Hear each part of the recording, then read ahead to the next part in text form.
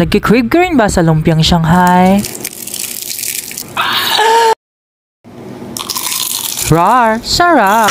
Kaya naman, gumawa tayo ng lumpiang Shanghai. Gumamit pala tayo ng Simplest Food Processor para mas mapadali ang pag-chop natin ng mga ingredients. Pinagsama-sama ko lang yung meat, onion, soy sauce, black pepper, saka salt. And this is optional, naglagay ako ng sesame oil. Ang ganda talaga ng design nito at very easy to use. Meron siyang blender, mini grinder, saka food chopper. Kaya it's a beautiful life at affordable price. Look at that, ang ganda ng pagkaka-chop. And next naman natin yung mga ibang ingredients. Gagamit lang tayo dyan ng carrots, lalagyan din natin siya ng potato. Hindi ko na binalatan yung potato pero hinugasan ko, saka celery. May 1-year warranty pala to at may pre-replacement pa. Kung gusto nyo rin pala to, i-click nyo lang ang yellow basket or yung link sa comment section.